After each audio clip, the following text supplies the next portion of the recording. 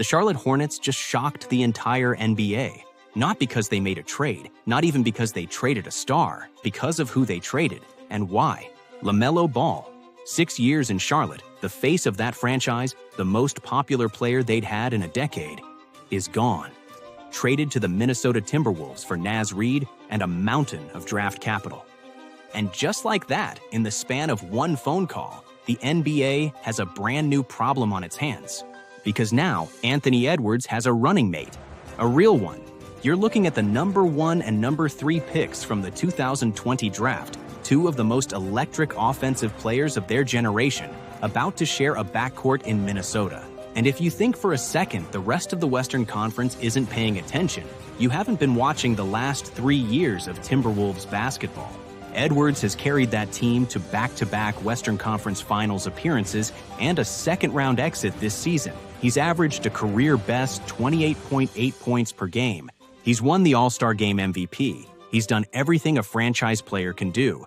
And every single postseason, defenses figured out the answer. Send 2 guys. Dare everyone else to beat you. That answer no longer exists. Because now, you have to choose. Do you double ant? Now, LaMelo's shooting 10 threes at you. Do you stay home on LaMelo? Now, Ant's cooking his guy in isolation with 0 help coming. The NBA doesn't have a good answer for that, and they're about to find out just how bad the problem is. To understand what this trade really means, you have to go back to the summer of 2020. The Minnesota Timberwolves had the number 1 overall pick, and they had a choice. LaMelo Ball, the flashy, creative 6'7" point guard with a playing style unlike anything the NBA had ever seen, was right there. Some analysts had him as the best prospect in the entire class. Some scouts wanted him number 1. Minnesota said no. They took Anthony Edwards instead, and Ball went number 3 to Charlotte. Fast forward 6 years, and now Minnesota paid a massive price. Naz Reid, their most beloved player, plus an unprotected 2033 first-round pick, 3 first-round pick swaps in 2028, 2029, and 2030, and 3 more second-rounders just to get both of them on the same team. That's how much the calculus changed. But let's talk about why it changed, because this isn't just about wanting LaMelo. This is about the Timberwolves finally admitting what they've needed for 3 years, and what the evidence has been screaming for just as long. When Karl Anthony Towns got traded to New York, Edwards lost something crucial. Towns could shoot. He could pull defenses out of the paint. He kept help defenders honest, which kept driving lanes clean for Edwards to operate. The moment he was gone, teams stopped pretending. They just sent 2 bodies at Ant every single possession and dared the rest of that roster to beat them. And the rest of that roster couldn't. ESPN's Brian Windhorst put it bluntly. He's tired of being double-teamed. They get him a dynamic scorer in the backcourt. You throw a double team and Ant Edwards with LaMelo Ball on the court, you are playing with fire. Julius Randle, who Minnesota traded to Brooklyn this week, never fully solved the problem. He was a good scorer, but he wasn't the kind of player who could punish teams in the way a defense double-teaming a superstar can be punished. He didn't shoot threes at a threatening rate. He didn't create for others at a threatening rate. Defenses accepted the cost, so the Wolves went and got someone who changes the cost entirely.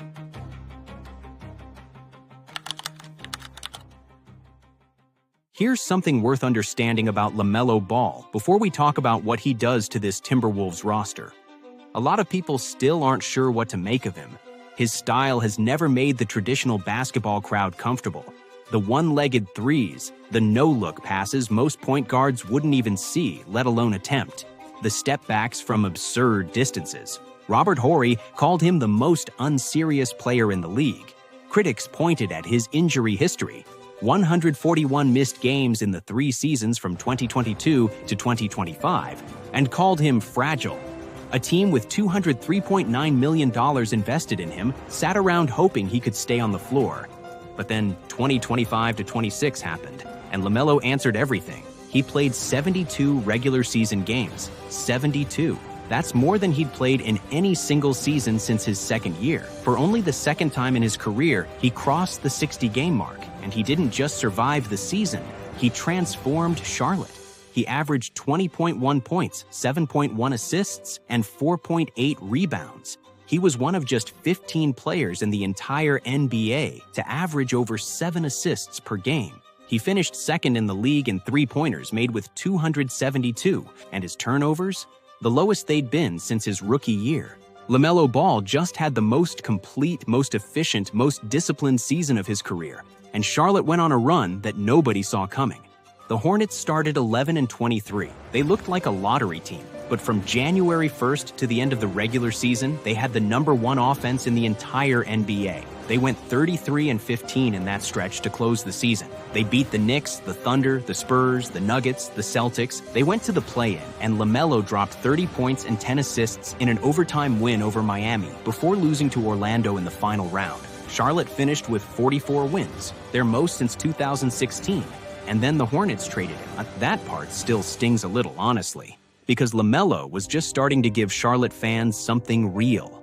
The young core was in place. Ball, Brandon Miller, Rookie of the Year candidate Con Knuppel. The momentum was real, but the Hornets listened to offers. Multiple teams came calling, and when Minnesota's package came through, loaded with future picks plus Naz Reid, Charlotte took the long view. They're building a team that can sustain contention for a decade. LaMelo is the piece they dealt to accelerate it.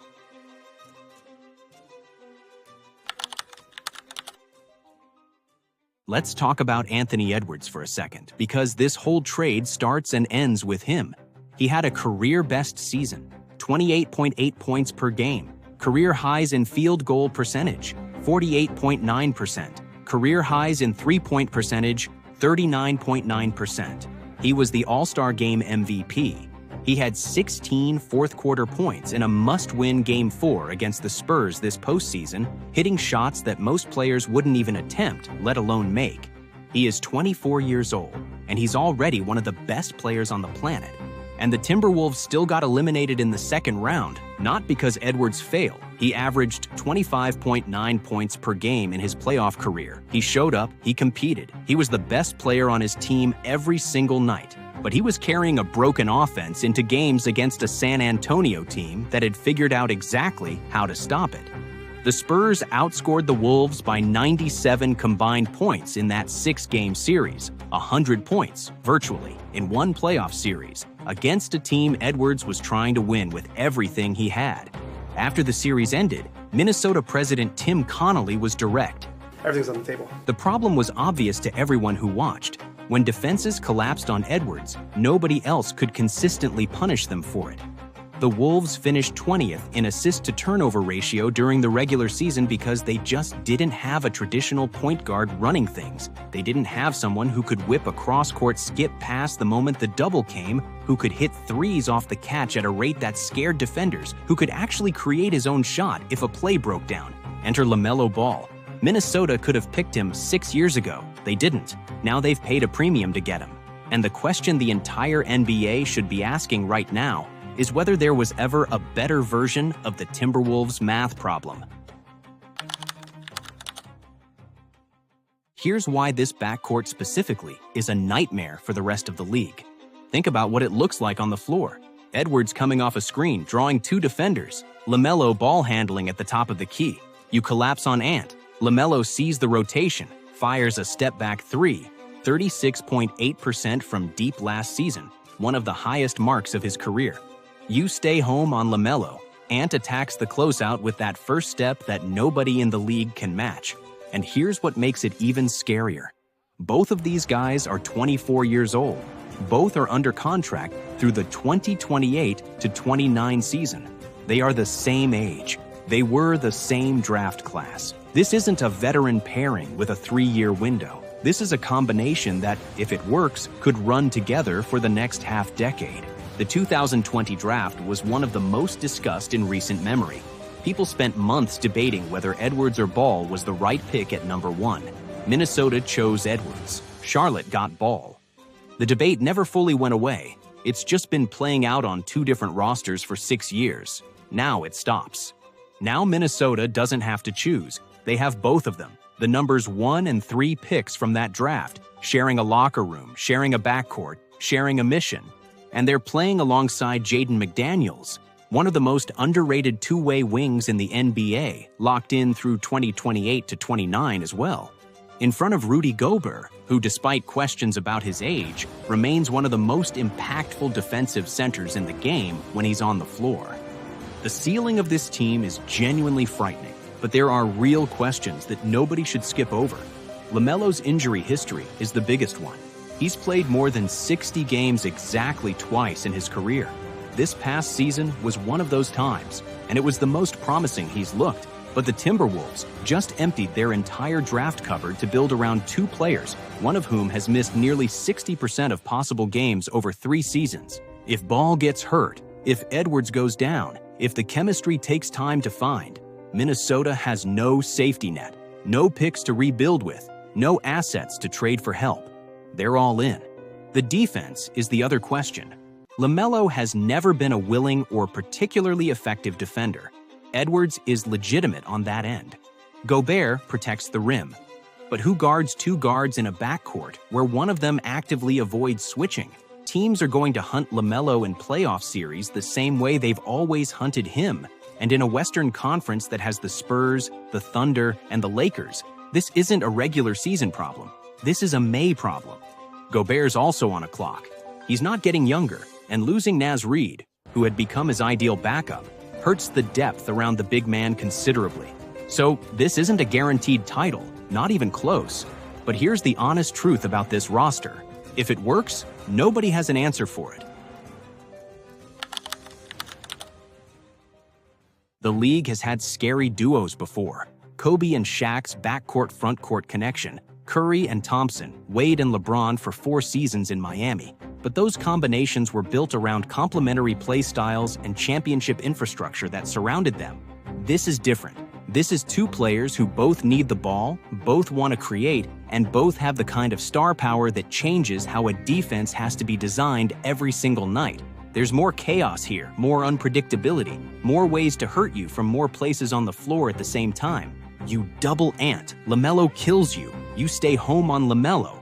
Ant kills you. You try to guard both of them straight up? Good luck. They're both 24. They're both at or near the peaks of their powers. They both play with a recklessness and a flair that makes them nearly impossible to game plan against for an entire series. The Hornets made a cold, calculated franchise-first decision to trade the most popular player in their history and grab future assets that give them a decade of flexibility. They're not wrong to do it, but Minnesota? Minnesota just made a bet, a massive all-chips-in, no-safety net bet on the idea that Anthony Edwards plus LaMelo Ball equals something the Western Conference can't handle. And honestly, looking at what both of these players just did this season, the numbers, the moments, the shots, it's hard to argue with the logic. LaMelo Ball just had the best season of his career. Anthony Edwards has been one of the top 5 scorers in the NBA.